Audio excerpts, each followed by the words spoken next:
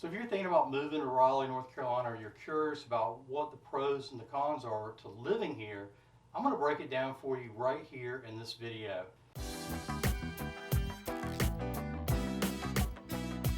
Hey, I'm Will Wofford, a real estate broker with Berkshire Hathaway and a Raleigh native. And I'm excited to discuss with you what I think are the pros and cons that should help you decide if Raleigh is a place you'd like to move to or an area that you'd enjoy living in. So let's start with the pros and then we'll finish up with the cons. So Raleigh's location is central, which gives you easy access to the beach and the mountains. And we have some of the most pristine beaches in the US, in my opinion. And our mountains are equally as beautiful throughout the year. And both are just a few hours away. But I'm guessing you probably already knew that. But you probably didn't know that you can take an Amtrak train out of Union Station, which is located in downtown Raleigh, to lots of cool places, which gives you a trip without a car. So for example, you could take a short 15-minute trip to Cary for fun, or you could take the train to Charlotte, see the Carolina Panthers play football, or to New York City, round trip. So I think the train gives you a good amount of advantages. And the RDU International Airport is always an easy ride from just about anywhere in Raleigh or the Triangle for that matter.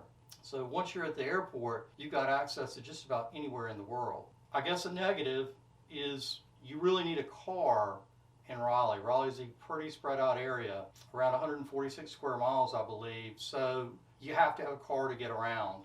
It's just not one of those cities like New York where you can get on the subway and pretend you don't have a car. You got to have one here. But the city is doing something about that, and to counter that, they've really incentivized developers to continue building out the areas that are deemed high density, which are Cameron Village, North Hills, Crabtree, and downtown. And what that'll do is the bus will run through those routes, but a large amount of people will be concentrated in those areas. You might take the bus from North Hills to Cameron Village, North Hills to downtown, and that's a manageable trip. But if you're taking the bus from North Hills to North Raleigh, that could take like an hour. So it's really kind of impractical. The city is working with the Go Raleigh bus system to develop for the future a more practical solution for getting around other than cars all the time. Additionally, you've probably seen them, the scooters and the bikes. We've got a lot of those. They were the rage a couple of years ago. I thought people were crazy, they were going to get hit by a car riding one of those, but in all honesty, I mean, you really need those so that when you get off the train or you get off the bus, you've got another mode of transportation other than just walking, because some people it's going to be too far to walk. So you need the bikes, you need the scooters.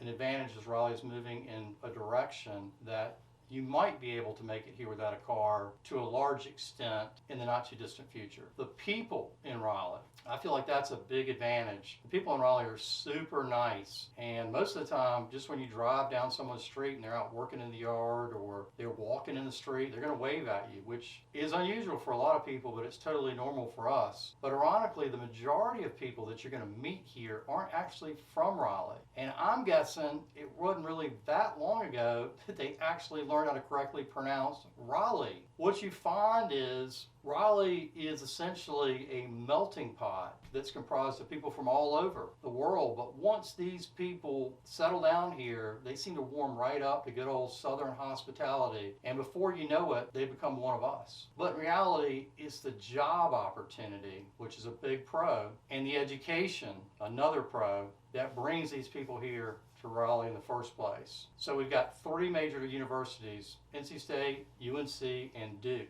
When we have others, those are the 3 major ones. And those really sit on the outside of the triangle, with the Research Triangle being in the middle. It's actually closer to Durham. It's actually in Durham County. But Research Triangle Park was something that was conceived back in the 60s, and it was carefully thought out. And the reason they developed it like that was they wanted a place to attract and retain talent with affordable housing and a high quality of life that they could actually retain those employees. So the investments they made in the RTP are paying off big time now that we've become a technology powerhouse. But it also, at the same time, it's not that big of a surprise because this was an area that was carefully thought out and it was designed in between three major universities that have big medical schools and a big technology presence. So those are paying dividends, and those are the places that are creating the high paying jobs for the most part. So the next advantage is Raleigh is a really beautiful place. It's very lush, a lot of green space, a lot of trees. We're surprised to see all the trees, quite honestly. Raleigh's got a lot of natural beauty. People love that. And a lot of it's found in the parks and the greenways. And Raleigh has one of the largest and most comprehensive greenway systems in the entire country with more than 100 miles of paved trails where you can walk, run, or jog. And you can also ride your bike. And if biking on the greenway is not enough for you and you're a mountain biker, we've got a lot of mountain biking trails out at Umstead Park. If you don't know of Umstead Park, that's actually our most popular park in the state. And it's in northwest Raleigh. It's actually adjacent to the RD International Airport, and it sits in between Interstate 40 and Highway 70. So it's really easy to access, but beautiful area. Got a couple lakes out there, 3 lakes I believe, tons, like 20 miles of trails, camp out there, fish, picnic, a lot of built-in grills, all that stuff, so it's really cool. So if being outdoors in green space and exercise and that's not your thing, we've also got some really nice museums here, like the North Carolina Museum of Art, which has both an indoor and an outdoor art exhibit. The outdoor art exhibit is designed around the Greenway, so if you follow the Greenway around, it'll actually take you across the I-440 Beltline, which is pretty neat. I mean, I've lived here my whole life, and I've had yet to cross the Beltline on that trail until the other day, and I got to tell you, I mean, it was pretty cool. We've also got the Contemporary Art Museum, otherwise known as the CAM, which is a great art museum downtown, as well as 2 state museums, North Carolina Museum of History and the Museum of Natural Sciences. And both are located downtown, and they're also 2 of the most popular tourist destinations in the state. So the food and restaurant scene in Raleigh is something that keeps steadily improving. So that's definitely something to be excited about. We've recently got 2 food halls, and there's another one that's already planned for North Hills. And we do have a vast assortment of restaurants currently, so there's a variety of cuisine to choose from that should suit just about anyone's taste. And I'm sure that you've heard that barbecue is a big deal here. So we've got 2 kinds of barbecue to choose from. We've got the Eastern North Carolina barbecue, which is a vinegar-based barbecue, and we've got Western barbecue, which is a ketchup-based sauce. I think both are good. Personally, I like to take the Eastern North Carolina barbecue that's vinegar-based, put that on a bun, top it with coleslaw, and pour some of that Western sauce on top. And for me, that's great. And if it's got some heat to it, that's even better. So speaking of barbecue, Sam Jones is one of the newer restaurants to the downtown Raleigh area. This restaurant originated from Eastern North Carolina, where Sam Jones originally started his barbecue career as a pitmaster for his grandfather at the Skylight Inn. And the Skylight Inn is one of the most legendary barbecue joints in the whole state.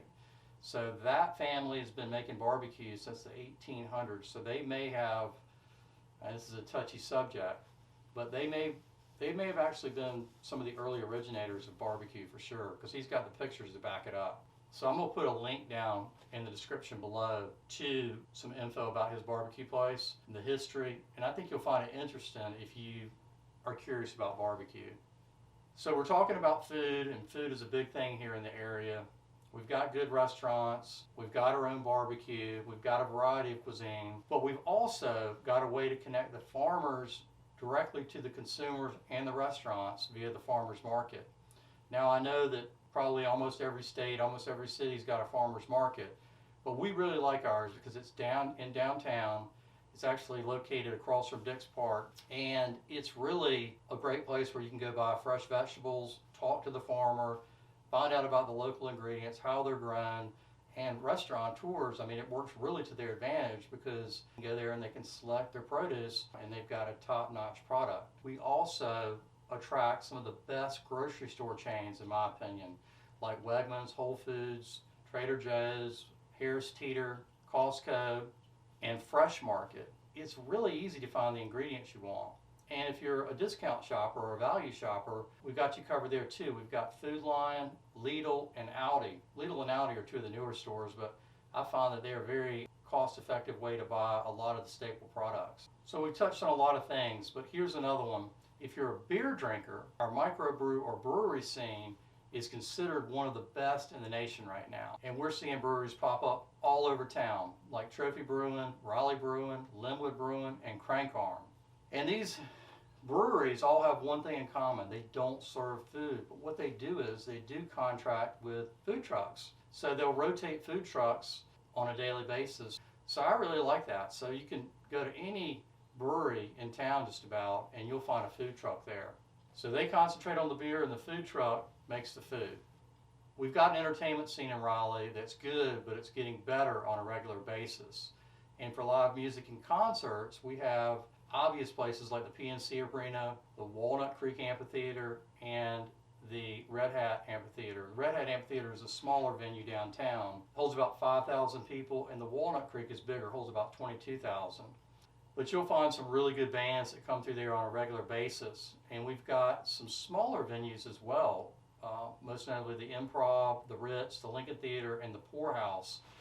And at the Improv, you could catch some comedy or stand-up acts as well. So that's pretty cool. Catch a Broadway show at Memorial Auditorium or the DPAC. And you better get ready for some ACC rivalry because we've got NC State, Duke, and Carolina. So this rivalry is especially good in basketball, football, and baseball. But if that wasn't enough, we've got our own pro hockey team, the Carolina Hurricanes, that play at the PNC Arena where the Wolfpack plays. And they're actually really good. So that's really kind of a bonus, I think. So sports are big here in the Raleigh area for sure.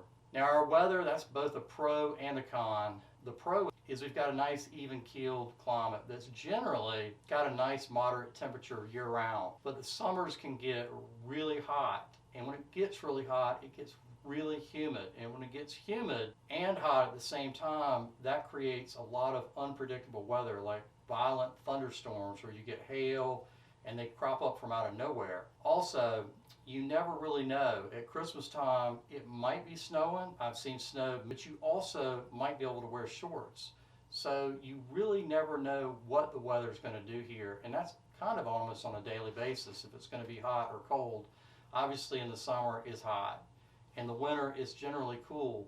But we have plenty of days that are in the 70s in what we would consider the dead of winter. And some that even come close to touching 80, so you just never really know. But all in all, it's pretty good. We get tornadoes, so that's a negative, and those generally occur March through May. And we also have hurricanes, and that season generally runs June through November, with the majority of hurricanes occurring really mid-August through early October. But, again, you never know, it could happen anytime. So those would be some negatives. Here's another one that's both a pro and a con. The real estate market in Raleigh right now is one of the hottest in the country. So it's true, you can definitely get a super nice house that when you compare it to other large metro areas is very affordable and you get a lot for your money. But what you do have right now is you've got a lot of people competing for that house. Investment companies like BlackRock have moved in.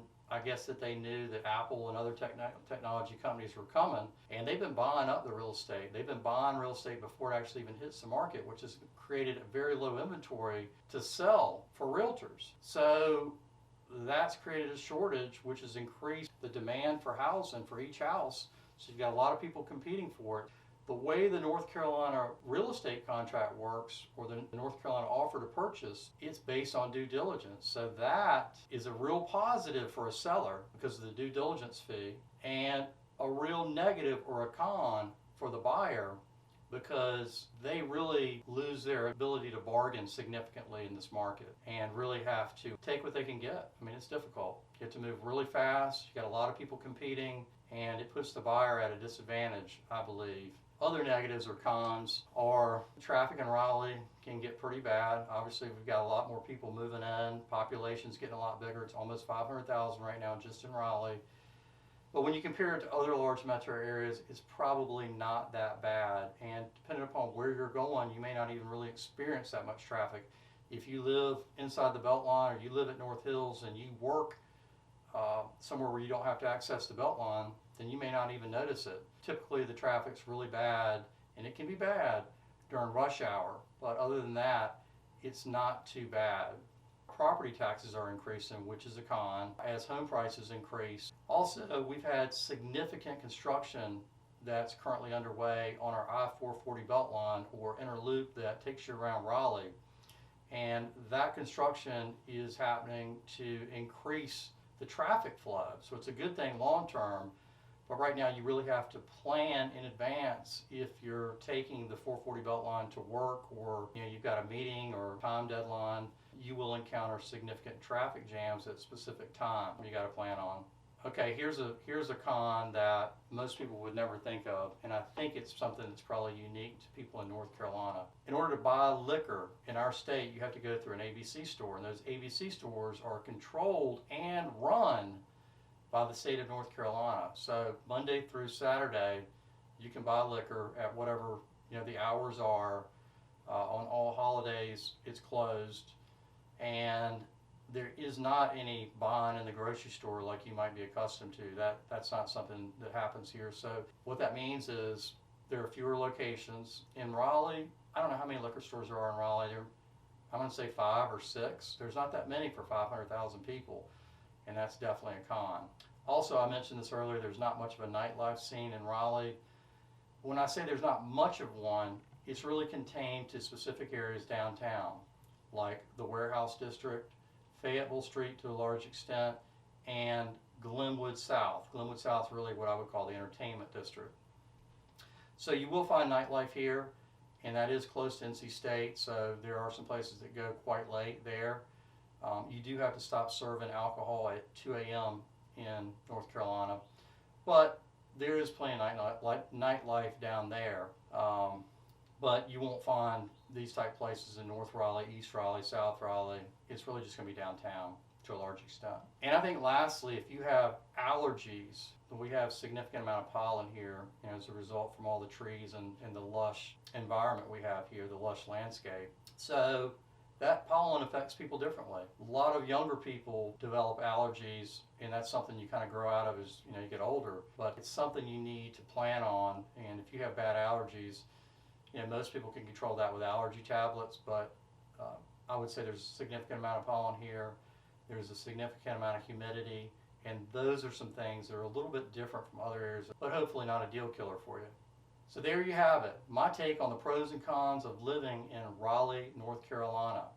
If you like the video, please be sure to hit that like button and consider subscribing to the channel if you'd like more information about Raleigh and where to live, and I'll see you on the next video.